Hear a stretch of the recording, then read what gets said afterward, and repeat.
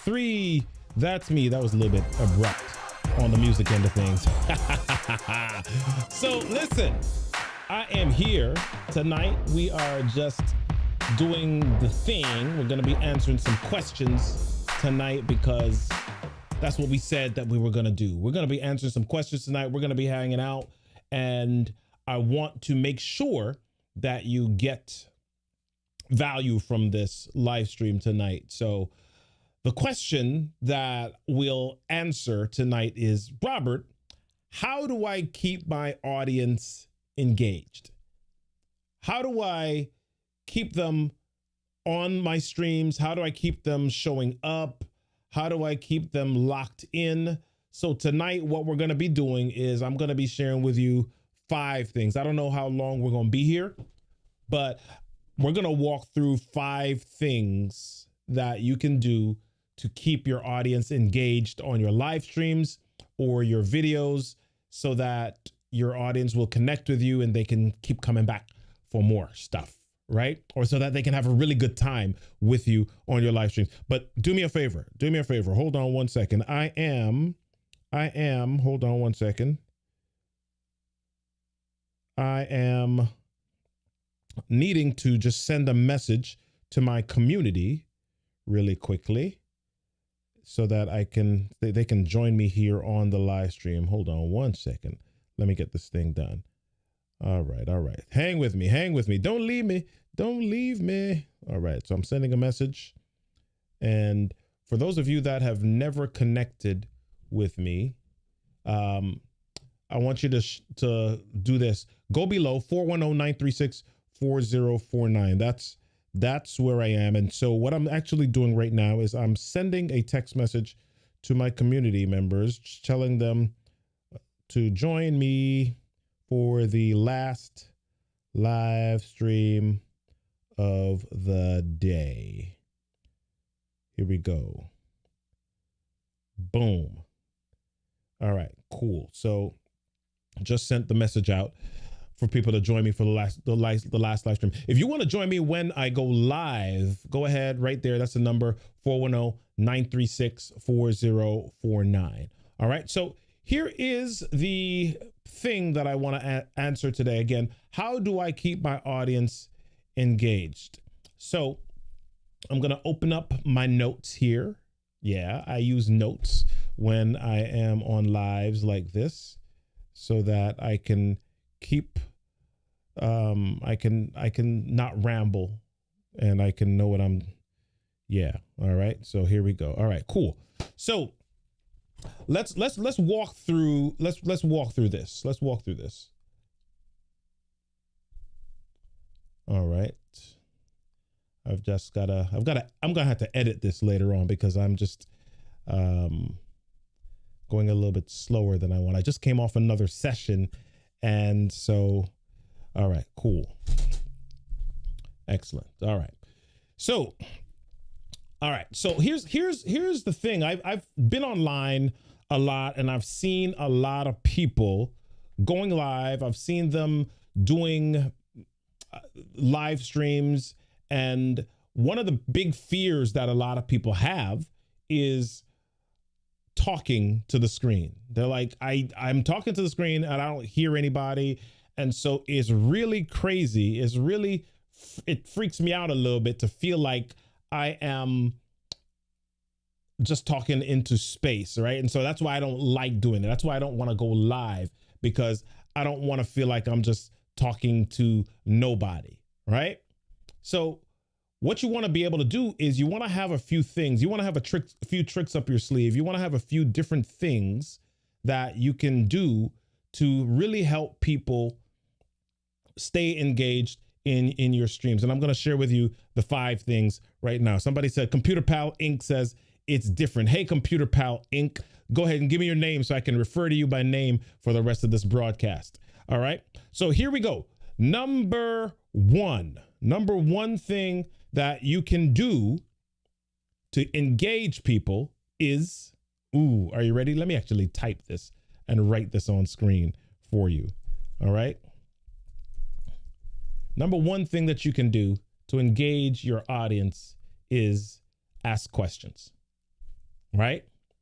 You can ask questions. That is an awesome thing, an awesome way for you to engage your audience. One of the things that your brain does is your brain has this trigger, this thing known as instinctive elaboration.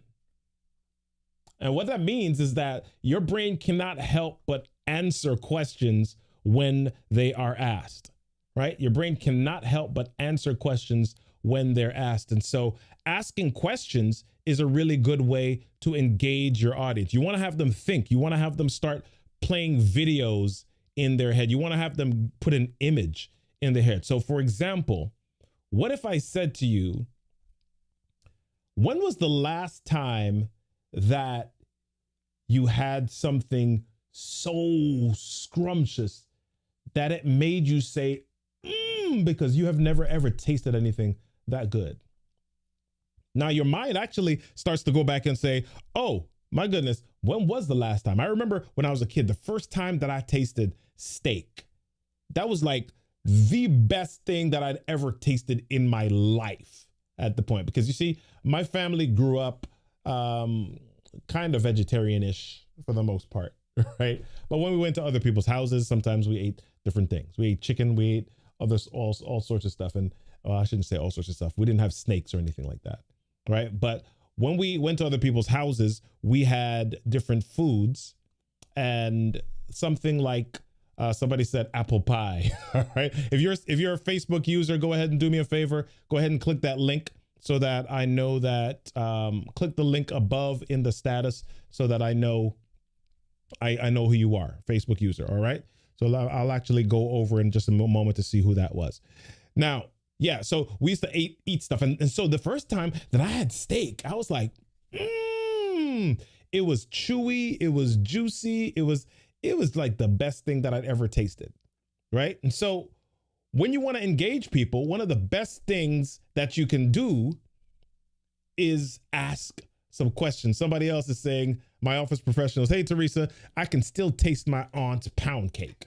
Yes, yes. So that is, so here's the thing. So look what I just did. I started asking questions, and some people started to not only think about it, but you started to mouth water and you started to remember some of those things. So asking questions is one of the best things that you can do to keep your audience engaged, right? Now, you don't want to ask random questions. So you don't want to ask too many yes or no questions. You want to ask a question that allows them to begin really thinking and flipping their mental Rolodex and going through memories, sorting and sifting through memories so that they can really get with you and connect with you. All right. So I just asked you a question. Let me ask another question that might help people to begin thinking, right? Here's another one. How would you feel if I walked up to you and punched you in the head? Right, that was a little bit violent. Right? But you started to think about like, okay, I'm seeing where Robert's going with this. How would I feel? Okay. Or let me ask it another way. How would you feel if you were driving into a parking lot, and as you get into the parking lot, you're kind of circling around, and you've circled the parking lot for about 4 minutes. And as you notice a space, you start to drive towards the space, and your heart starts to beat because you're like, yes, I'm finally getting this space. And just about 2 car lengths before you get into the space, somebody pulls right into that space in front of you. How did that make you feel? Right? Some of you are like, oh my gosh, that just happened to me last week. I was so upset because you asked a question that allowed your audience to begin to think, right? So that's one way. That's number one. Go ahead and put that in the chat for me. Those of you that are online here, go ahead and put it in the chat for me. How would you feel, right, if that thing happened to you? If when somebody takes your parking spot, right? How does that make you feel? All right. So that's that's number one. So let me see if I can put together. I didn't prep everything for this, but let me go to my number 2 here. So my number 2 thing that you can do, the number 2 thing that you can do, number 2 thing that you can do to get people to engage is plan specific times to engage. Okay, plan specific times to engage. What do I mean by that? Teresa's like, oh no, upset. What do I mean by plan specific times to engage? Well, here's what I've seen in a lot of videos. A lot of times people start a live stream and they spend the first 6 or 7 minutes saying, yeah, come on in the room. And as people come in the room, they start to talk. But during the entire time that they're talking, they're interrupting their train of thought, or they're interrupting their content to say hello to every single person that enters the room. And so for the first 10 minutes, you don't get any value from what they're saying. For the first 15 minutes, you don't get value from what they're saying because they continue to interrupt it. So plan specific times to engage. So what I did when I started this video, I started with a question. I started with a couple of things that I was going to share tonight. And then I stopped and I started to look and respond to some of the people. I shared something else. I gave an example. I stopped and then I looked to see who was responding or who was talking so that I can get connected with you and respond to you in that way. Right? And so you want to plan specific times that you will engage with people so that those who show up early, those who are there, those who are watching you are not distracted or are not waiting for a long time to get the value of the content that you are sharing. Okay? So that's number 2, plan specific times to engage. A lot of times if I'm doing an interview or if I'm doing something larger or something that is content heavy, I'll go through 5 minutes of content, or I go through 3 minutes or whatever the time that I've chosen in my head. And then I'll stop and say, okay, let me see what people are saying in the comments. Or let me see what questions people are answering right now in the comments. And I'll start reading names. I'll say, hey, oh, wow, Teresa, you were upset about that thing, right? Somebody else is talking about apple pie. Right. So I'll start doing those types of things so that, number 1, people feel acknowledged. Number 2, you don't always interrupt your flow to greet every single person that comes into the room. Although it's nice to greet people. People want to feel greeted. People want to feel acknowledged, but not at the expense of stopping every single time somebody enters that live stream or that space. OK, so any thoughts? What is your response to what I just shared? Have you heard people that have done this, that have been greeting people throughout the entire live stream? And how did you feel about it? Go ahead and share that with me in the comments if you have experienced this. Okay. All right. So let's move to number 3. Number 3. All right. Here's my number 3. Let me make my fonts a little bit smaller because I'm typing on the go here. Okay. So number 3, the third thing that I want to recommend that you do, that you can do to engage your audience is delay gratification, right? You can delay gratification. What do I mean by this? And before I say this, I want you to be careful with this one. I don't want you to overuse the gratification delaying, right? What does delaying gratification mean? It means that sometimes you've got something that you want to share with your audience and you say, stick with me for the next 10 minutes because in the next 10 minutes, we're going to go over this, or I'm going to share this. And you talk about, before you get to the point where you share it, you say, you know what, before I share it, I want to tell you why this is important. And then you walk through the stories of why this is important, or what the benefit of it is, or what your future life is going to be like after taking this action or doing this thing. Right? So tonight I did a live stream with a friend of mine, and at the beginning we talked about how many people have had challenges with creating content. And then we talked about the things that we hated the most about it. And it was like, stick with us for the next 15 minutes. In about 15 minutes, we're going to share with you this thing, this powerful application, this powerful piece of software that's going to revolutionize how you go about creating your content. And then I said, but before we share it, let me ask you some stuff. And so you start asking, you kind of seed that, or it's like a teaser, right? And so what I refer to this as delaying gratification, right? Delaying gratification. And again, you don't want to overuse this, because more that you push gratification out into the future, the more opportunities people take to kind of leave, go away, and they're like, yeah, this person's just kind of stringing me along. And people don't like to be strung along, right? They like things that are helpful. They like things that are valuable. But in this age that we live, they also want to get that stuff pretty quickly. However, delaying gratification a little bit is like that carrot that you kind of hold and you pull on the string just a little bit to kind of keep them there. Okay. And that's an engagement technique. So let me pause for just a second here just to see what some of the other comments are here. So I'm seeing Teresa saying, that's very good. You set the expectations so the participants can go along with you. Excellent. I have a pastor friend that always takes 10 minutes greeting people. I just show up later when he's finished. All right. Yeah, that's really good. That's really good. So yeah. So you really want to utilize different techniques to help yourself and help engage your audience, right? You want to keep the people with you. All right. So let's go to number 4. Let's go to number 4 and let's see if I can write this on screen quickly enough. All right. Number 4 is change views. All right. Number 4 is change views. Now, some of you are going to say, that's not fair, Robert. So when I say change views, I'm talking about a few different things.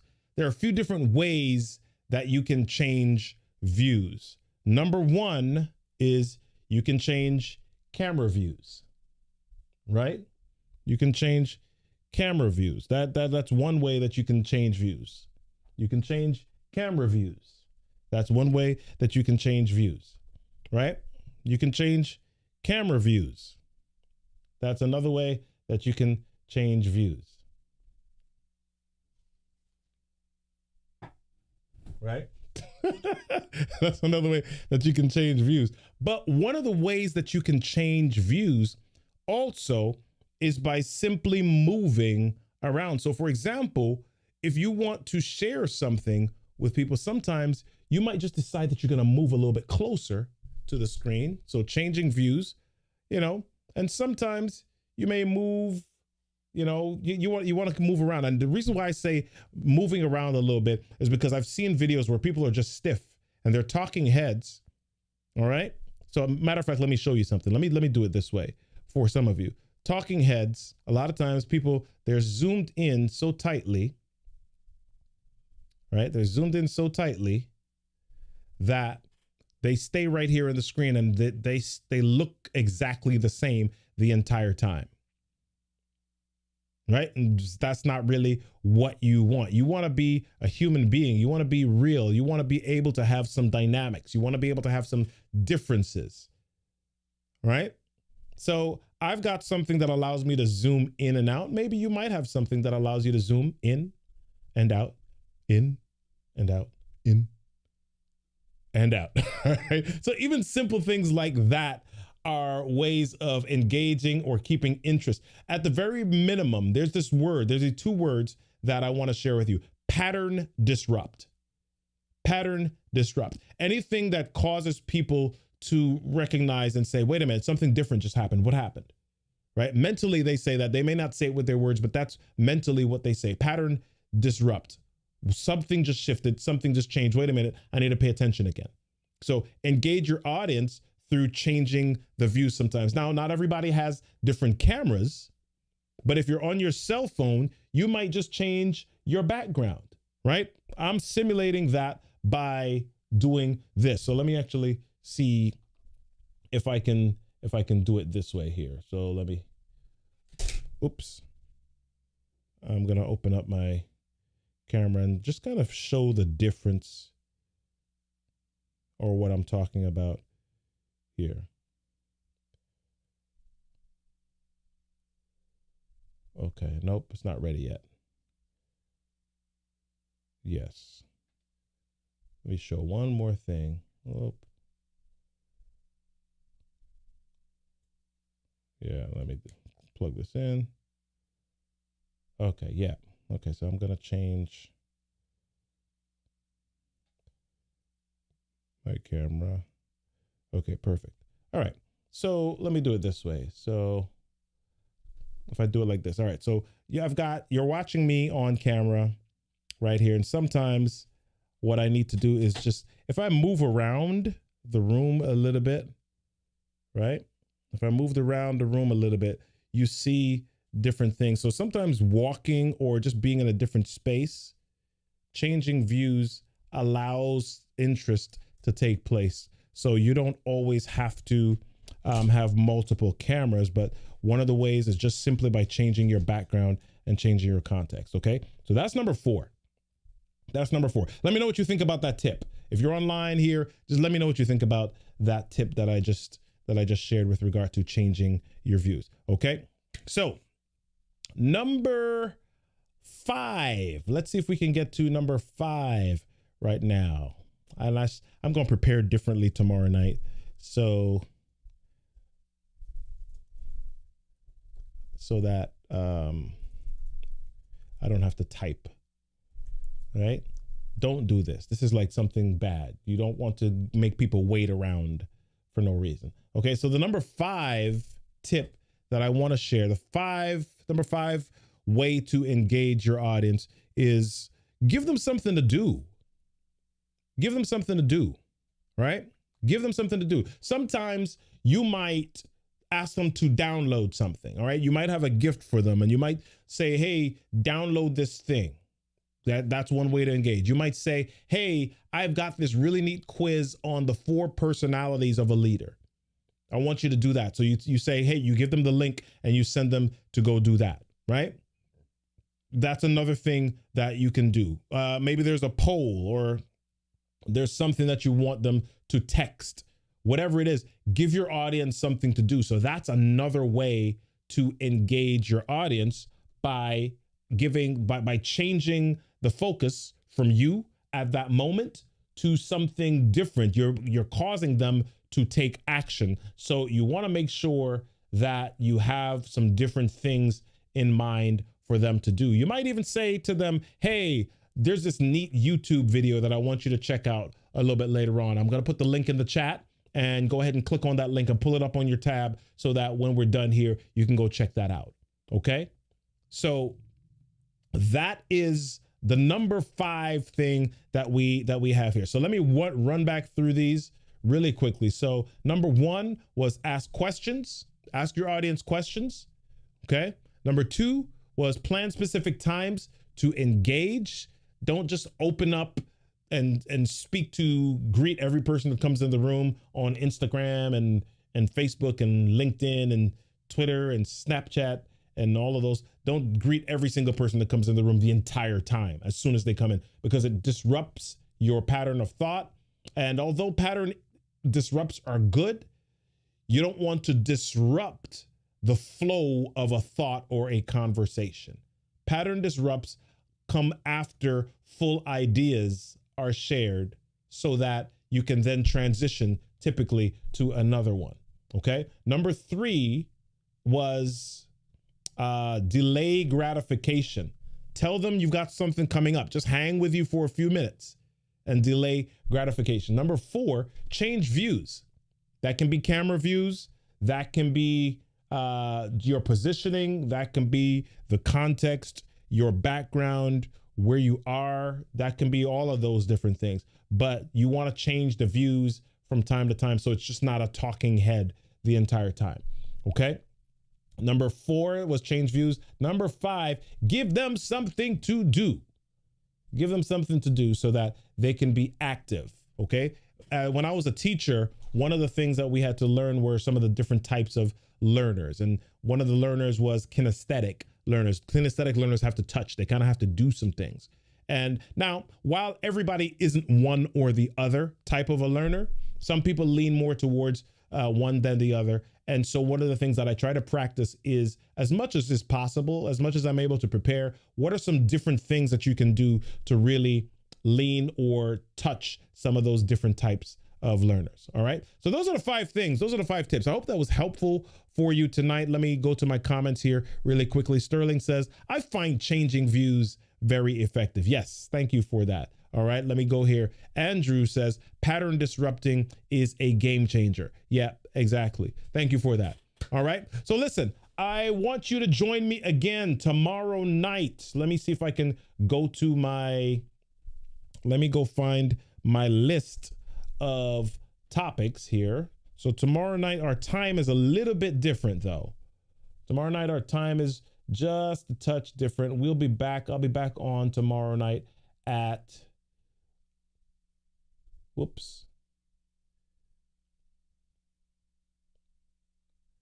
Okay, nope, it's not letting me go check out my other events.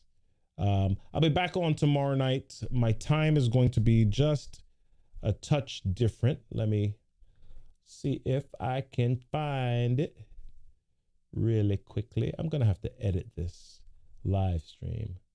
Yeah. All right. So tomorrow night, we'll be back on at 7 p.m. Okay, 7 p.m. Eastern Standard Time. And the topic tomorrow is how to start out my videos when I go live. What do I do right at the beginning? What do I do to keep people's interest rather than just kind of rambling as I get in? All right. So that's what we're going to talk about tomorrow night. I will see you then, 7 p.m. Eastern Standard Time. There's a possibility I might change it. I'm not 100% sure. We'll see. There's a possibility I might change it to 8 p.m. Let me see. Let me actually look at my calendar really quickly. Yeah, there's a possibility I might change it to 8 o'clock. As a matter of fact, I'm going to change it to 8 o'clock. Let me actually just drag it right now. I'm going to change it to 8 p.m. tomorrow night. Yes, 8 p.m. tomorrow night. All right. So I'll see you tomorrow night. Join me on the YouTube channel. If you're in the Facebook group tonight, it's fine. But I want you to join me on the YouTube channel tomorrow. I'll make sure that I put a link in the Facebook group so you can hop over to YouTube and join me there tomorrow evening. All right. Peace. I will see you tomorrow at 8 p.m. Eastern Standard Time. See you then.